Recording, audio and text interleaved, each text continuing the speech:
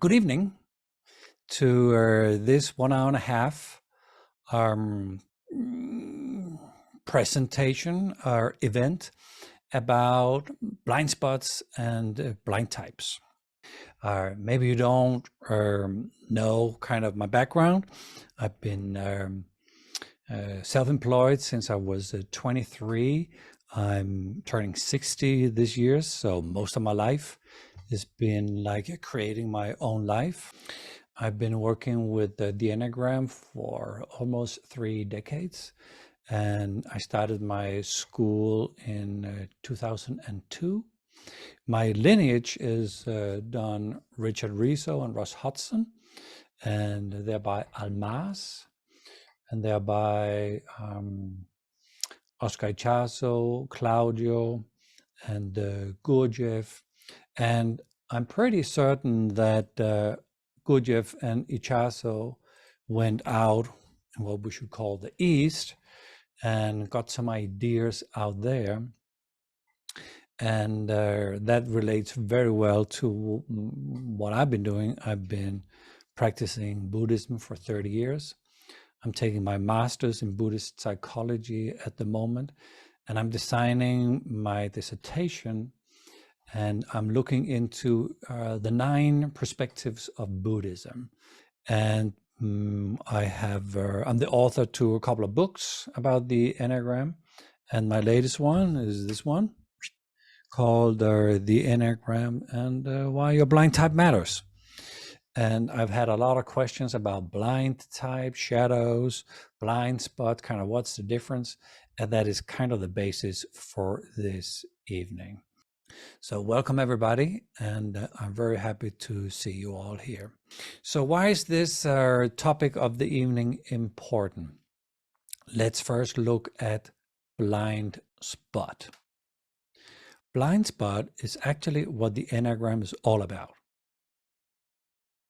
The Enneagram is not about discovering patterns that you can relate to. That is just more attachment, more self-identification.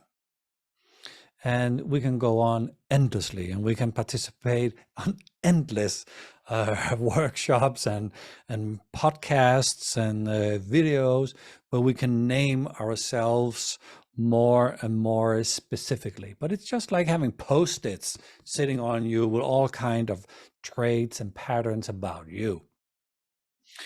But that game is not what the Enneagram is all about. The Enneagram is about seeing how you stumble in life, seeing how you distract yourself in life. So the Enneagram is telling you, how do you distract yourself from what matters most in your life? And things that matters most can, of course, be in your relationships.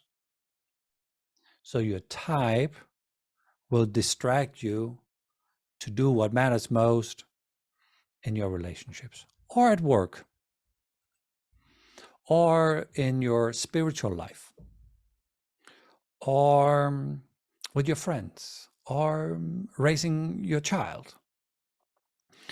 So, and that would be the typical blind spots of the type, that if you don't see that blind spot, if you don't accept that blind spot, then the Enneagram will not help you at all. It will not make any sense, any meaning, or for you at all.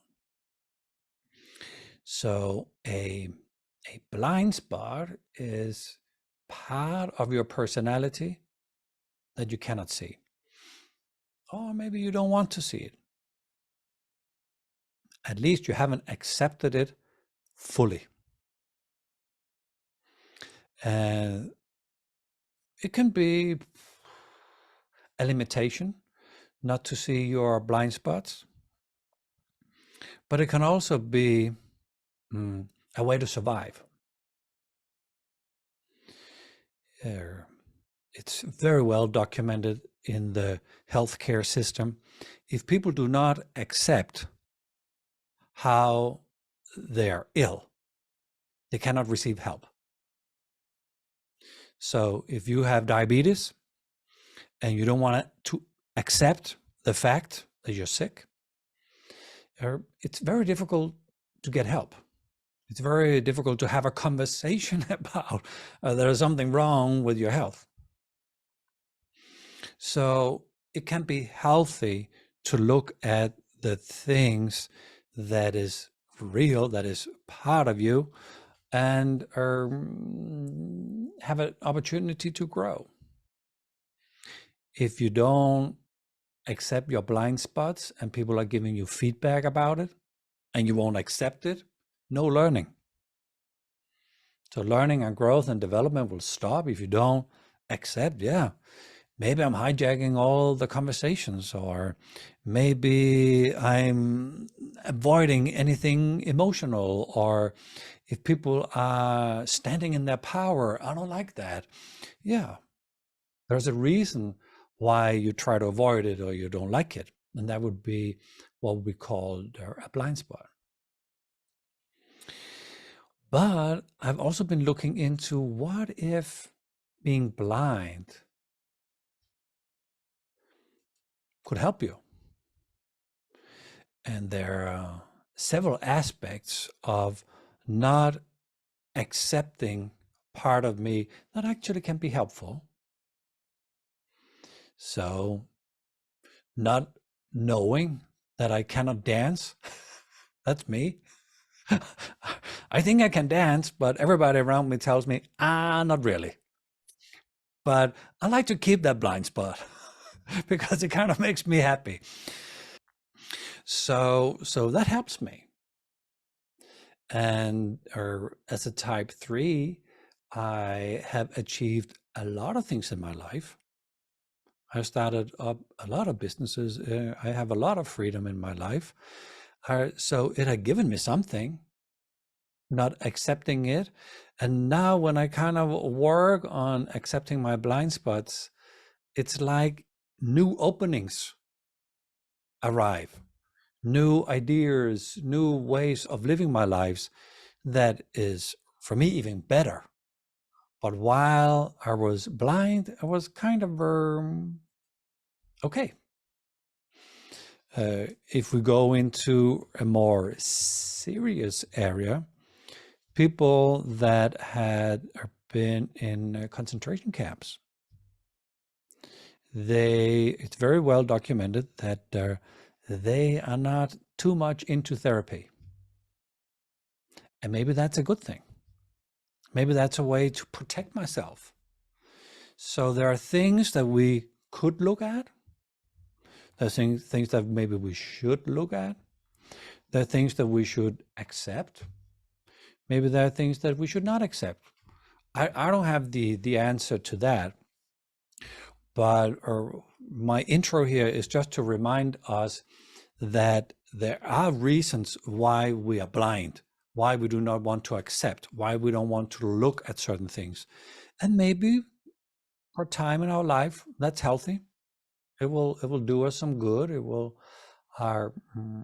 help achieving or overcoming being in maybe hard and difficult situations, or maybe it will create learning and wisdom, and if it's heavy traumas that is kind of preventing us to see and accept things, you have to be very, very well educated or a therapist to actually be in that conversation. So that's just kind of the intro here.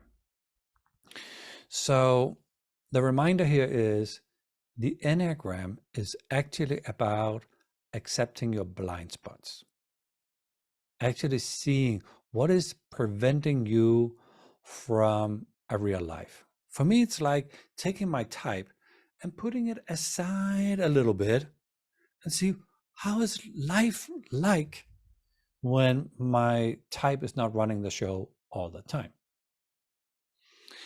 But I have to accept part of my type so I know what to put aside. I need to get a good what's it called, or handle on my ego. I need to kind of express my ego a lot, so I know that there is something that I have to put aside. So it has to be there, have to be aware of it, so I know how to work with it. All right. Any questions, reflections so far? Not so much? All righty. Yes, I do actually, Fleming, if it's okay. Yeah, go ahead, Thomas. It's so how does that differ from the shadow in the psychology system? Same thing.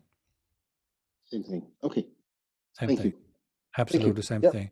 Yep. And you work with the blind type like you work with shadows. In the program that I'm offering, we're using metaphors and narratives.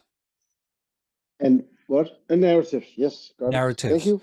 but Yep. also family constellations can be a way Yes. to work Yes. on the Yes. shadows or the blindness. Yep. Thank you. Thank you. And if we call it traditional shadow work, then we kind of loosen our focus a little bit of the Enneagram. If we go typical, we will actually get more into the trauma work. Shadow work and trauma work is often very close related. But when we talk about blind spot, we're looking for something particular. And a blind spot is expressed differently on each of the levels of development by Don and Ross. So you are blind.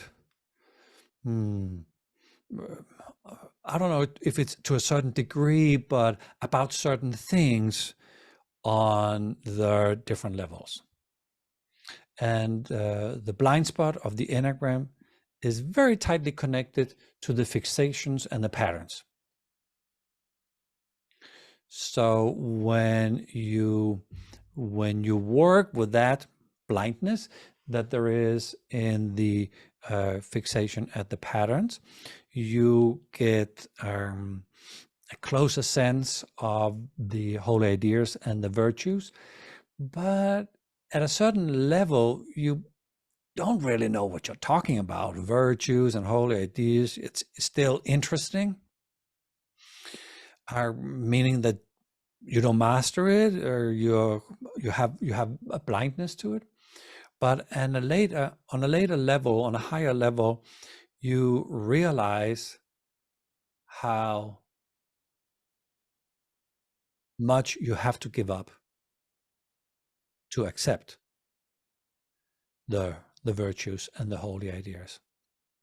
That you have to orientate yourself absolutely differently in your life.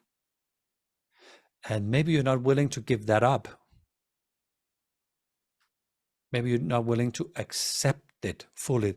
So when we talk about blind spots, in the Enneagram, there is a particular structure to it. So when we talk about shadow work, it's more on investigations of the shadows and why they're there and if they can be balanced or nurtured a little bit.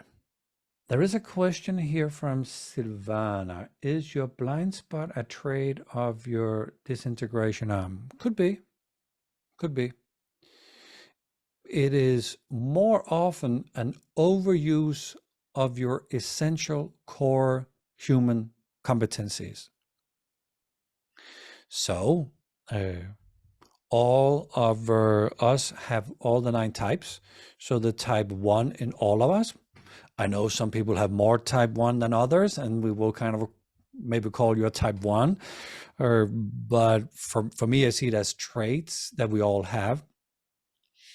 And one of the blind spots for type 1 is being judgmental. Raise your hand if you have ever been judgmental. Of course, we've all been there. Not, not necessarily kind of, oh, then I'm a type 1. No, we can do that. But I'm very, very good at judging and being a little low the level. I know that I'm right. And I will take the freedom to use sarcasm to make you understand how awfully wrong you are.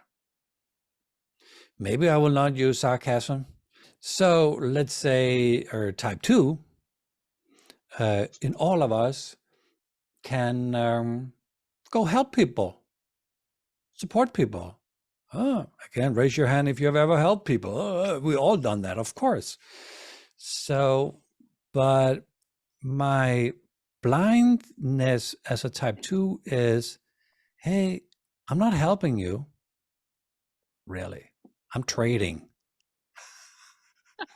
I'm actually giving you something nice, and please give me something back. That could be a smile or recognition or a little nod or a thank you. A thank you would work for me. So, so if I don't see that I'm trading, if I'm a little down the levels, I have to see that I'm manipulating, because that's what I do. And we all manipulate.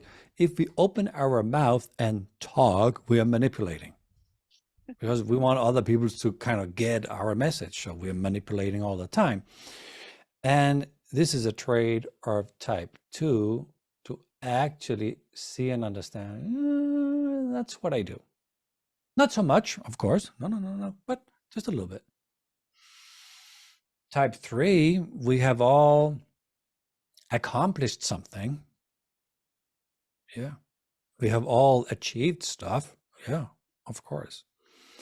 We have all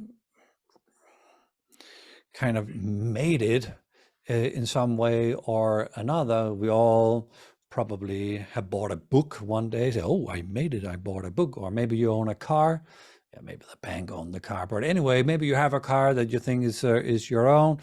But hey, we, in this time of our evolution, we all achieve something. It's part of the Western culture, so of course. But the thing for type 3 to understand is that I do it to gain points.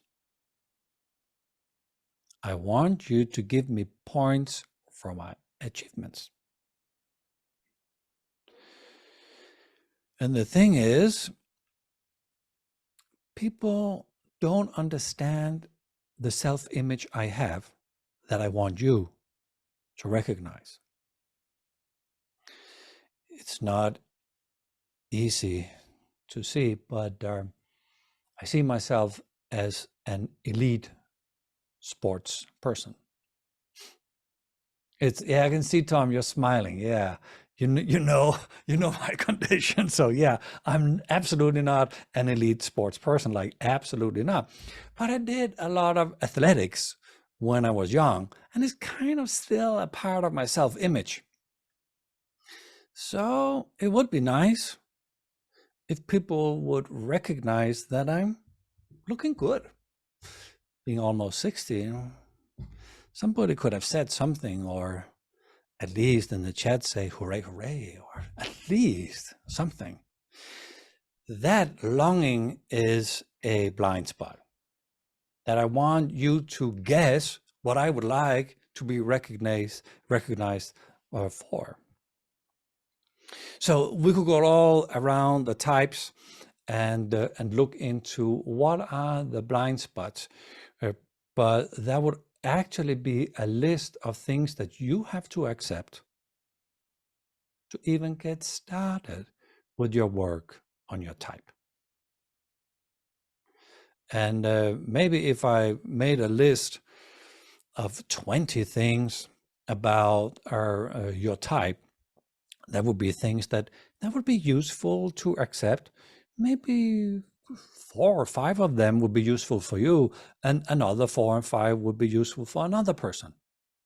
So our blind spots are highly individual. They're highly individual and totally depending on when are you born. My parents are born in Copenhagen, Denmark, Europe in 38 and 40. That means they were born at the start of the World War II, and they grew up with scarcity and paying attention to resources. Of course, that is part of my life today. Of course it is. So that might color my blind spot. Maybe if you live in another part of the world where you have lost maybe a brother, an uncle, or a dad to one of the wars that's been in your area for, I don't know, the last 50 years. That would probably impact your blind spot in your type. So I'm the oldest son of 3 kids. That have for sure impacted me. So this type 3 has been impacted very, very, very differently from another type 3. So the way you have to accept, work with, and integrate your blind spot is highly individual. Blind spots also comes in different areas. The one we talked about here and the one in the as a blog post, I would call them general.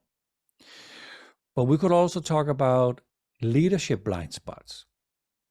So when you're in the role of power, things change a little bit.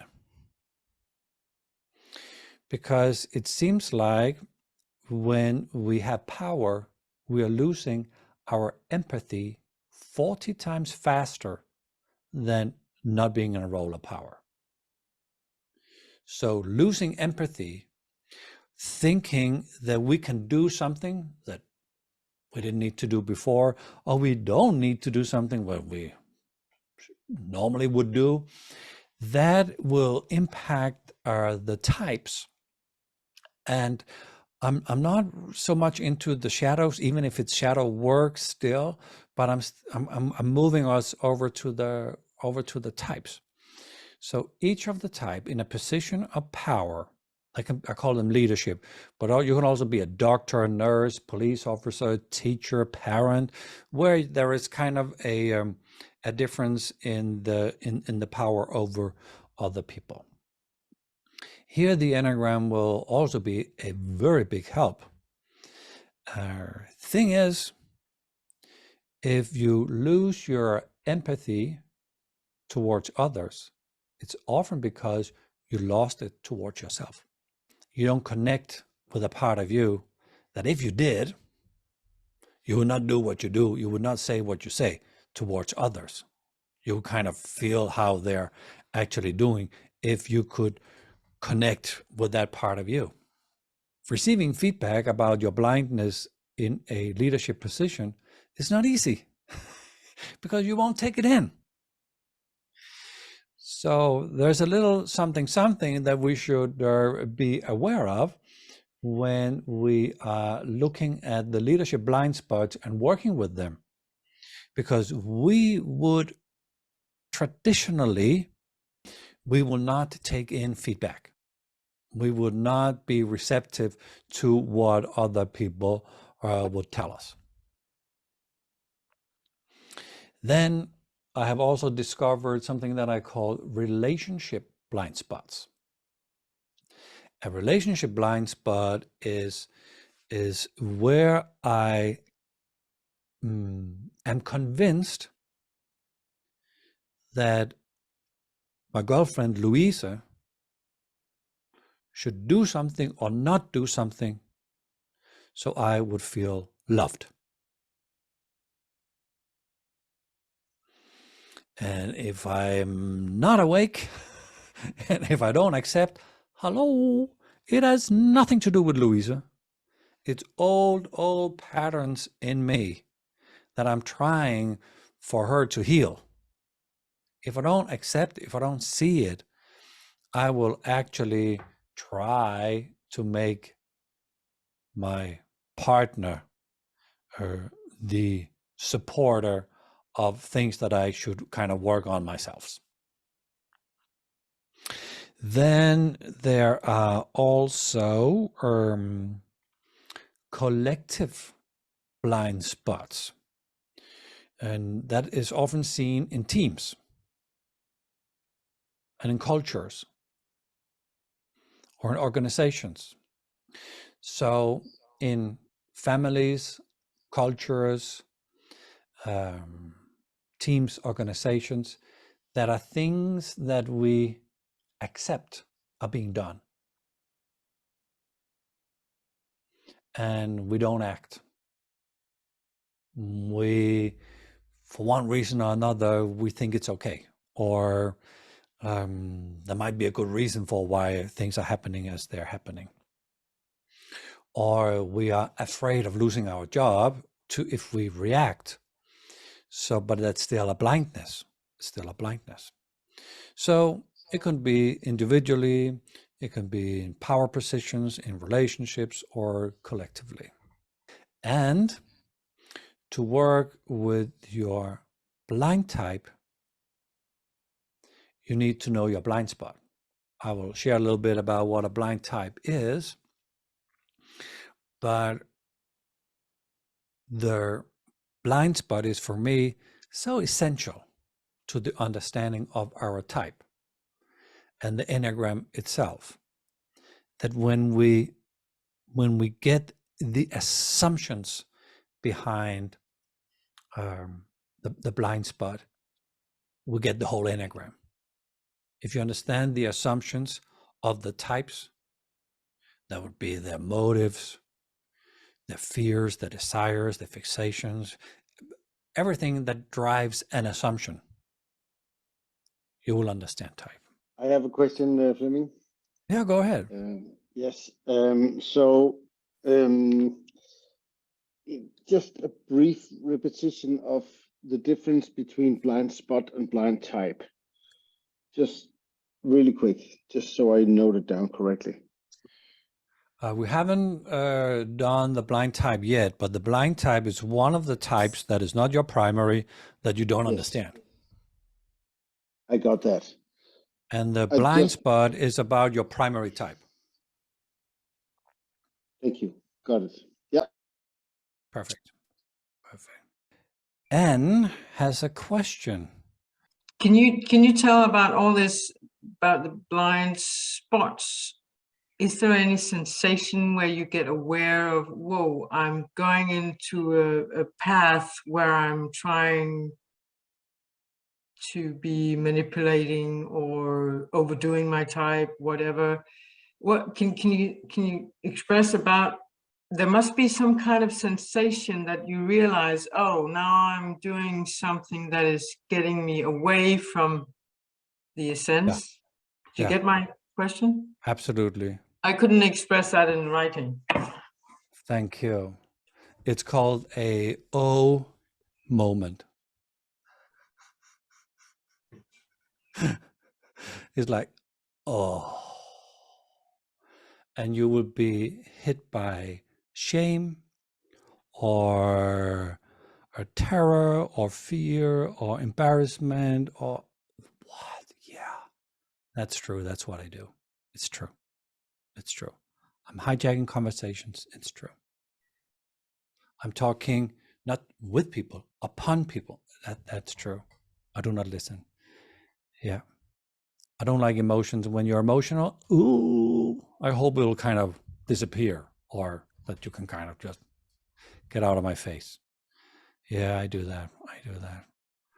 Or I'm lazy. I do a lot of things, but I'm lazy. Yeah, I am lazy. So it is a moment. I spend a lot of time in the new book about this topic, because I call it the circle of development, that has 4 stages. The one is awareness, insights. I understand. Okay, now I understand my type. The second part is acceptance. The third part is practice, learning, and the fourth part is integration. And a lot of people think that when we learn about the Enneagram, let's say I relate to type 8, then I hear, type 8 should learn from type 2. It's about empathy. I should just do a lot of more empathy, vulnerability, trust, love, and kindness and stuff. And I've never seen a type 8 just because I heard about it, go out and do it. So we cannot go from step 1 to step 3. We have to pass step 2, that is acceptance. So maybe I have to accept as a type 8 that people are afraid of telling me the truth. Ooh, that could be painful. It could be even more painful, and that would be that my kids are afraid of me, so they will not tell me what's going on in their lives. That would be painful. So it would be one of those oh no moments. And that is very, very typical when we see what we have been blind to on purpose or unaware. And maybe we will start in the beginning to defend ourselves. Yeah, okay. My parents, you should have seen my parents. Of course, la, la, la, la, la, la. And you kind of find all your excuses. Or you could do a little typical type 3 thing. Yeah, but not all the time. I do it once in a while, not all the time. Or type 8, if we tell them, you're a little too direct. So your honesty is a little hard. Yeah, the truth is hard. So we will all find ways of defending ourselves, not really taking it in, but when we get it, wow, that will be one of those, oh, okay. I'll get quiet for a little bit and sit with that. And sometimes we get the message after a divorce or after we're kicked out of a job or something that actually was, let's call it violent to us or disrupting our lives. Or maybe we go on a workshop, or maybe even here this evening, maybe some people will, when they read the blog and they see, okay, type 1, I actually punish others. That's what my son have told me all my life. That's what my wife had told. I'm so hard on them. I judge them and punish them. Wow, maybe, maybe it's true. So there is this kind of a really, yes, acceptance. So when we have to accept, and sometimes, not always, sometimes we go through the steps of big losses, where the first step is, I don't believe it. No. I don't have diabetes. No. Let's take some new tests. Let's see that. Take some new tests. And then step 2 is what's called negotiation with God. Okay. I changed my diet. I don't eat sugar. I do some exercises, and then there maybe will disappear. Then there are the anger and the outburst. And then there is the surrendering, and then there is the acceptance. And the crazy thing about this is it's back in 2002, or my wife at the time died from cancer. And if somebody would have told me that part of this, there would be acceptance, I said, how unkind can you be? I would never accept anything like this, anything. But little by little, we accept what is here. And if we don't, we will be stuck. So sometimes the acceptance kind of take the same steps as when we are facing big losses. And sometimes it's just kind of, yeah, okay, I'm ready. Maybe we could be I remember when I was at part 2 with Don and Ross. It was a very special place. It was a very special room. We were doing rebirth, and everybody was very, very, very deeply connected with care and compassion for each other. A lot of realizations about myself happened there. It was over a 5-day workshop. So the environment can also hold the space, the community can hold the space for me. So then I see many, many variations of how people kind of accept. Yeah. Thank you for asking, Anne. Blind type is different from blind spot. Blind spot is about your primary type. There is a psychological structure in your type, and the whole idea with the Enneagram is about discovering your blind spot. Blind type is some of the qualities within the Enneagram that you don't really recognize. What if a type is a collection of human skills? Now we're looking more towards the original teaching of Gurdjieff and Oscar Chaso, where they never spoke about types. It was not there at the time. Levels were far from created at the time.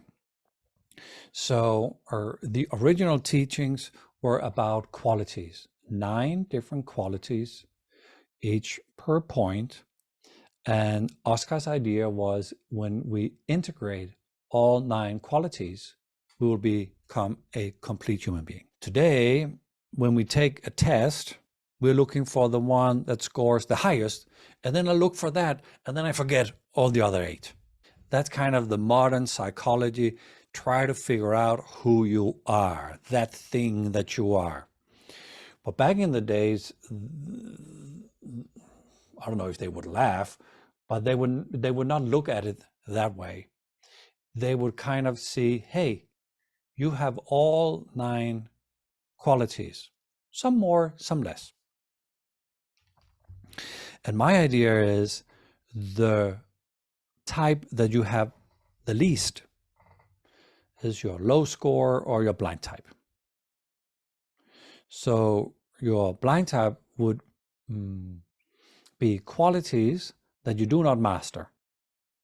And you might even think that when people are doing it, they're ridiculous because it's blind, it's shadow work, and you would have negative assumptions about your blind type. You have positive assumptions about your primary type. So a positive assumption of who did we not talk? So of type 5. So if I investigate, go deep, explore, keep myself objectively, if I observe, if I kind of close down my emotions, if I can combine 2 fields of knowledge into a new, if I can find the truth, then everything is good. So I have positive assumptions about if I do that, things are good. But if I would relate to type 5 and are blind on type 3, then everything type 3 is doing would have negative assumptions connected to it. So I might think that type 3, they're too fast. They speak without knowing what they talk about. They like to speak, but empty talk, nothing in them. And they would even stand up and teach about the Enneagram 5 minutes after they have downloaded a podcast about the types. Are they crazy? What if they get a question about something that they cannot answer? They would look like idiots. I would never look like idiots. I would be super prepared. And then they just go pragmatically to the solution, and they skip the real deal. So that would be 5 being blind on 3. But I could also be 5 blind on 2. That would be, whoa, whoa, whoa, whoa, whoa, whoa, whoa, whoa. All those relating about what happened this weekend, how your poodle doing? You bought it, kind of a new one last weekend. Oh, let me tell you about my poodle. So, or what about your travels and your parents? Did you like them when they came over? Connecting, chatting, engaging each other. 5 blind on 2, I would hate it. Normally I hate it. Now I will double hate it. If I'm even blind social, I will triple hate it now, being blind on 2. So all those 2-ness, they're getting too close. They're kind of invading my private sphere. Get out of here. So a person who relates to type 5 would appear very differently in the world, being blind on 3 or blind on 2 or blind on 1 or whatever. So the blindness neglects part of me, part of my type.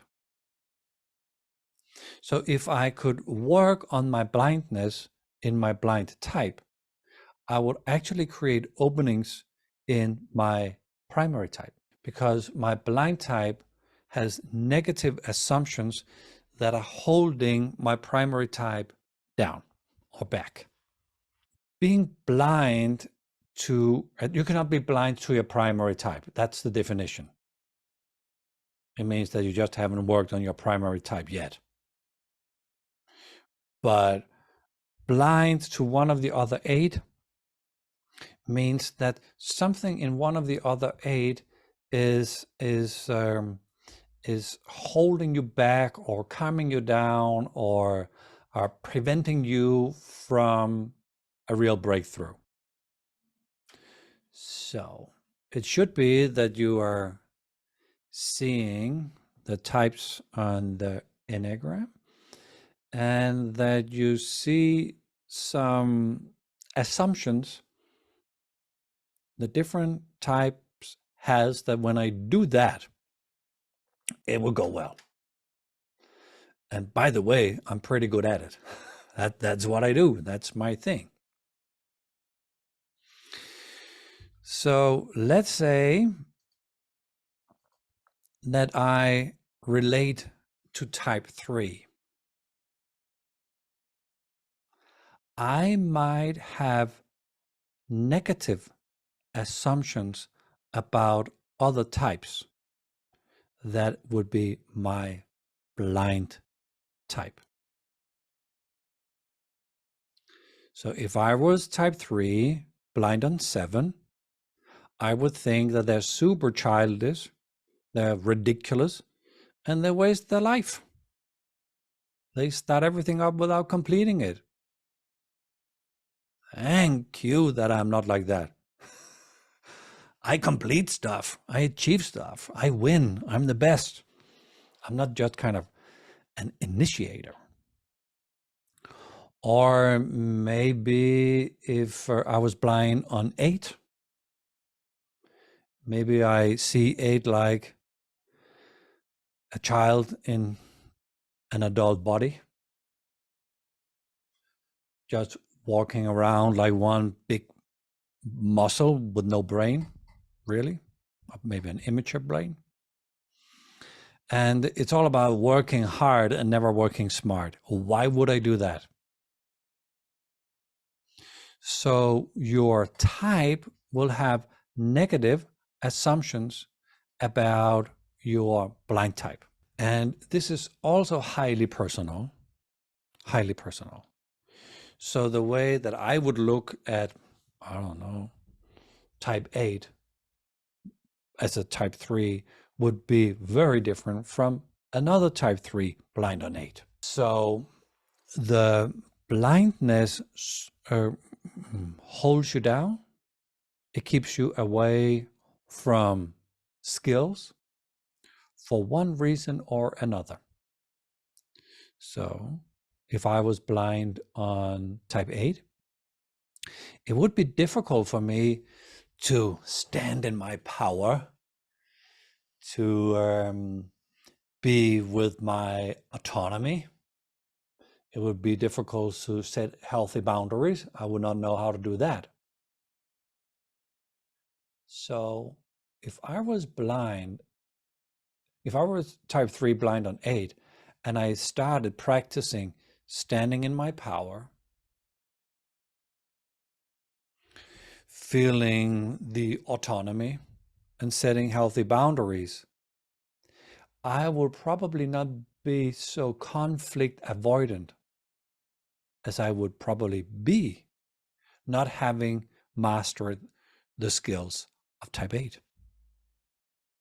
Then the tendency of going towards 9 and hoping that the conflict would solve themselves, that would probably be enforced.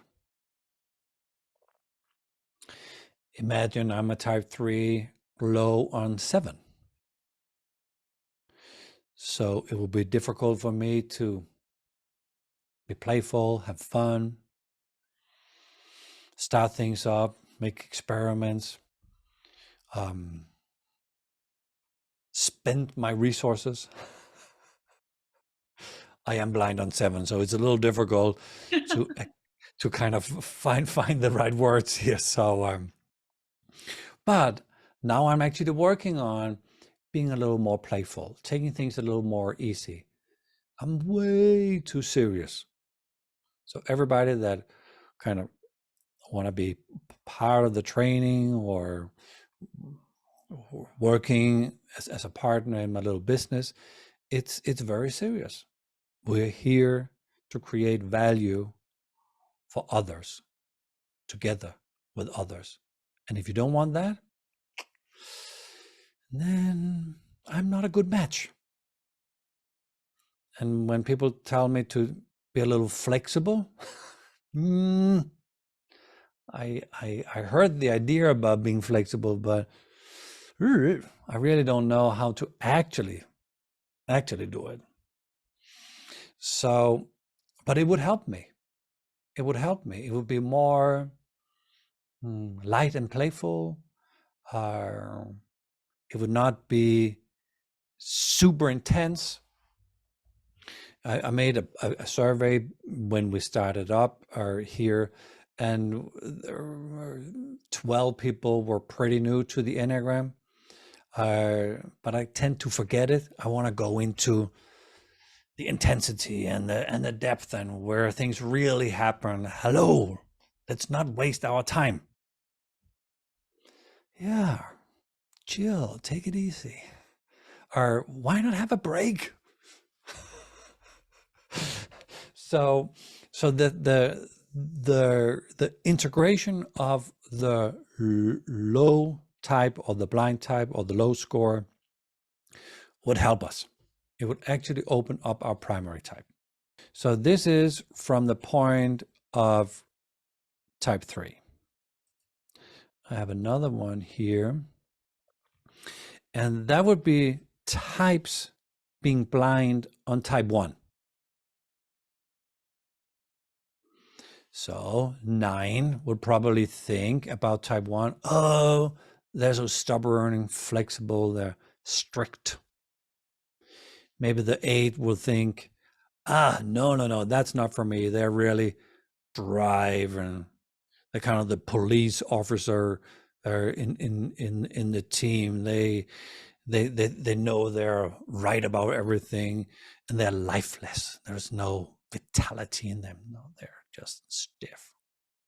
Or maybe the type 5 would think about on that this is kind of the self-assured, fanatic, mission-driven, and unrealistic people. Oh, that's not for me. So even if it is type 1 that is blind, it will show up differently per type. Because we take our primary type and then we view the rest of the world through that type. So if you would be related to, I don't know, type 7, the blindness of all the other types would be different. And if you're blind on 7, depending on what type you are, it would look different. So it would both look different, but it would also be very individual. So you would have your way of expressing your blindness because it had served you well. But it also has its limits. So the more that I work on my blind 7, the more I would probably enjoy life and not being so super focused on onboarding the right people to do the job and the right time with the right clients and stuff. And when you discover your blindness in your blind type, you will sense a certain sense of meaning or sense of purpose, because you would actually move up in the levels of development by Don and Ross. You would have a new perspective on yourself, your relationships, your friends, your work, your own spirituality.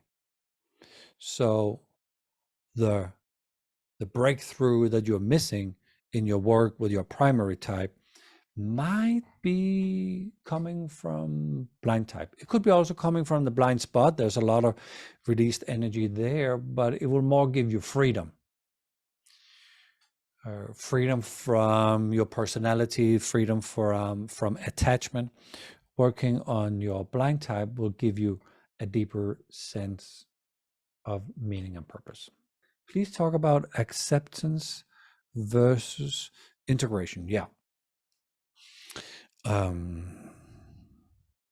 Well, first, integration is when you have practiced thing to a certain degree that the brain is no more practicing. It's like, I know how to do it. So in Denmark, we ride bicycles, and we learn that from early age. And in the beginning, the brain has to kind of figure out what's going on. But at a certain point, the brain is not using energy anymore to be in learner mode. It's integrated. I can do it. So that is integration. Acceptance is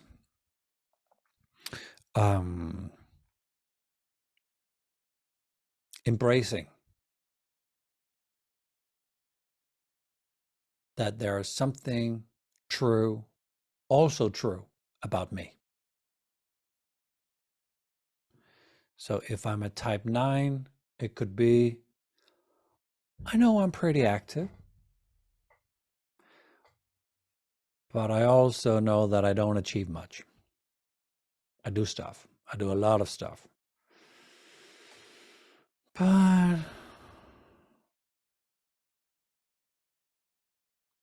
I'm pretty much running in circles. And if people kind of put a camera up, video recording everything that I do, and we look at it, we can see a lot of things. But I don't get anything done.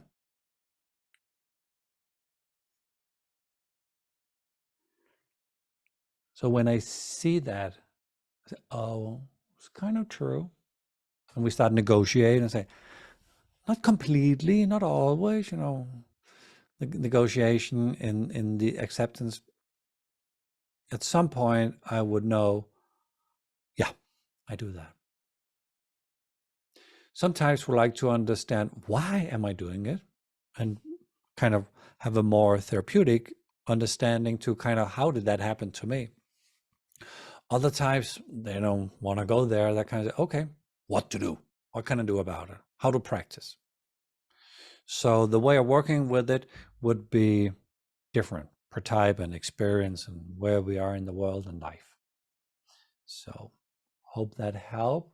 Do you work with your blind type or the way you would work with your type? No, not at all. It's two different kinds of methodologies, because our primary type is a way that you distract yourself, that you try to keep yourself in comfort, try to be safe, try to be loved, try to remain the child that you have been, and that kind of program of being a child, you kind of would like to go back to that. That is primary type. Primary type is being attached or identified with my type, my personality, with my ego. And it's all about setting myself free from the attachment of my personality. That's primary type. So me and my primary type, I know that I am a success. And I know that because I wrote 20 books. I made my first million when I was young. That I have been teaching the Enneagram for more than 100,000 people. Blah, blah, blah, blah, blah, blah, blah, blah. So the numbers will tell me that I'm good, that I'm loved, that I'm valuable.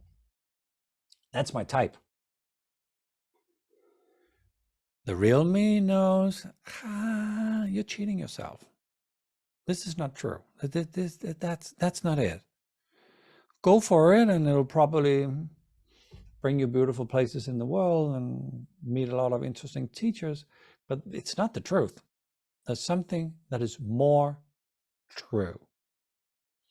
So that is finding the freedom of not being attached or identified with personality / type / ego. The blind type, it's all about, the same process, accepting, yeah, I'm blind, and then building skills. But you have to build skills in a particular structure. So I have made what I call levels of competencies. So per type, like it's like in sports. If you want to play tennis and you never played tennis before, maybe the teacher will give you a racket and a ball and a wall, and then you will hit, I don't know, gazillion times tennis balls against a wall.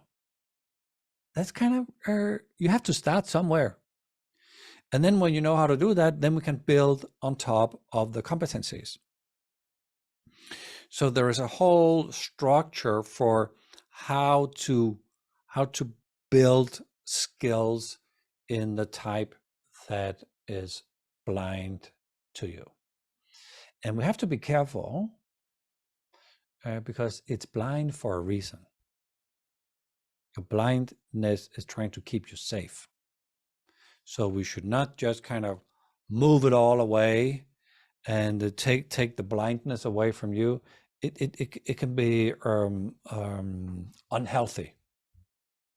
It could be traumatic. So we have to work subconsciously, and we do that with archetypes and narratives. We cannot go directly in as we would do with the primary type. So the whole program that I have designed is about how do we actually talk to something that we cannot see? How do we work with something that we don't connect that much with because it's blind? You don't see it. So we have to work or subconsciously so we can avoid all the mechanisms that would protect your blindness.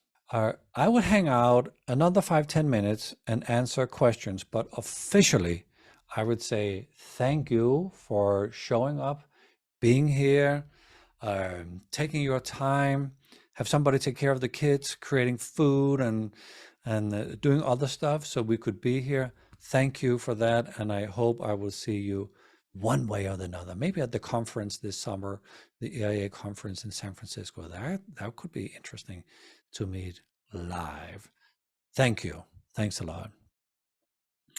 And I will answer questions now until there are no more questions. So what do we see here? Joanna said, oh, sorry. yeah, have a question, Thomas. Yeah, go ahead. Is it okay to do it vocally here? Go the ahead. question? Yeah. Thank you. we do Okay, that. so I am very sure that I'm a primary type 9 and a blind spot, blind type 4. And it's such a huge gap for me because every time I meet my heart, I dissolve everything because it's too dangerous and it's probably not that important. And all the, instincts of the 9 in order will just distract me so quickly. It's such a dangerous place to go. Yeah. So I know this is probably the next course you're offering, but do you have a little hint besides archetypes and metaphors? Where should I put in the nail? Could you give me just a quick hint of which nail to hit first? Because I'm ready. Yeah. And I can't wait anymore. So I really need to inflate that big wheel. Thanks for trusting me to be able to say something where you can hit the nail. Or this will be a 6-hour conversation, so let's see if I can do it in 6 minutes or so.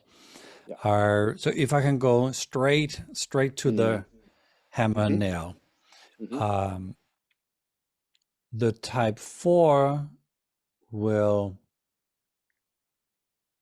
if you worked on type 4, it would expand your personal skills in what it means to be a human being. A human being is, we have sadness, sorrows, laughter, tears. We will grow old, our parents will die. Hopefully we will die before our children. And that's life. It's hard. So the type 4 is all about integrating real life, real human life. And when type 9 is doing that, typically, it's very individually, but they're typically, I have to slow down. I have to be actively quiet. Actively quiet.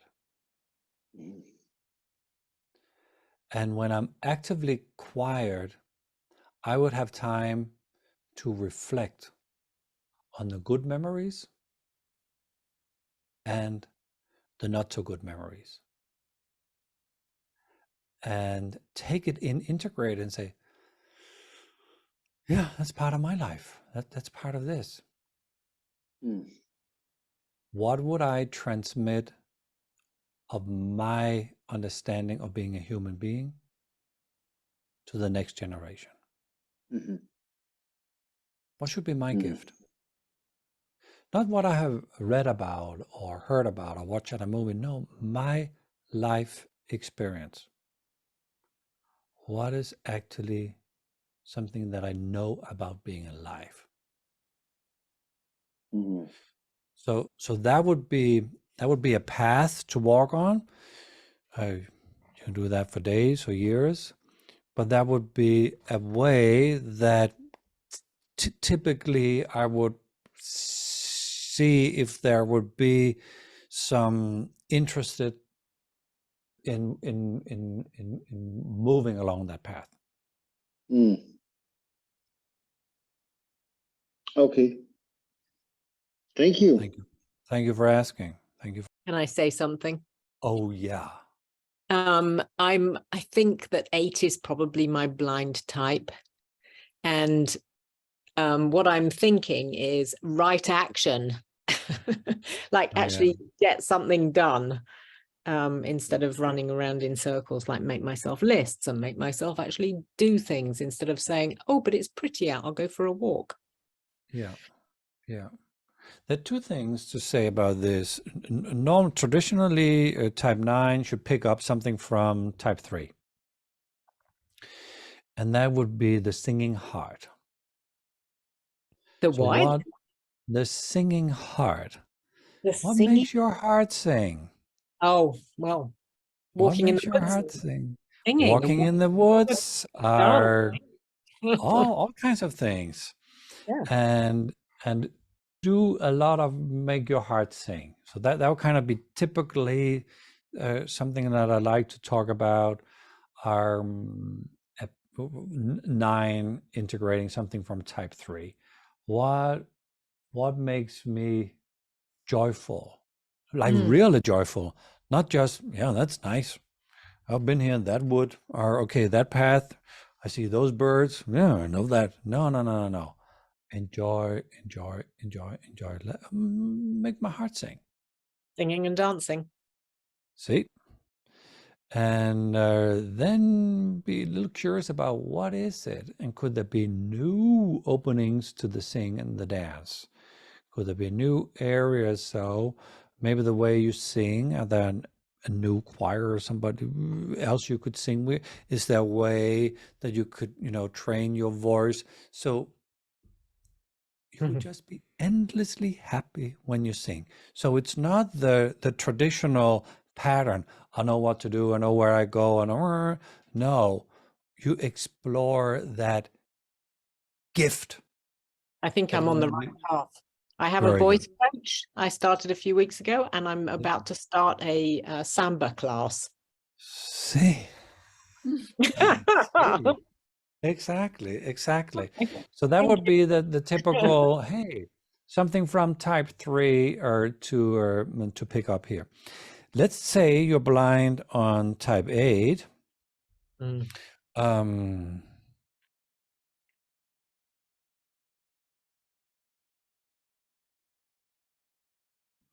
Maybe if we had the 6 hours and we could, chat about it for longer, maybe there is something about healthy boundaries. Maybe there is something about healthy boundaries is both, hey, setting up boundaries so you cannot get in here, but also me not invading others or taking something for granted. That's no fun. I know it's no fun. But the type 9 as type 3 and 6, they think that mind reading is actually possible. So people will understand my intention, but they don't. They just see me not keeping healthy boundaries. So playing with what is a healthy boundary? How do I create it in a way that I respect both me and the other? It makes me think, my son is 17, and at this age he is about to learn integrity. Integrity means, what is it that I stand for? And of course, he's using his parents to figure out what he stands for. So we have endless fights about whatever. But this is a phase.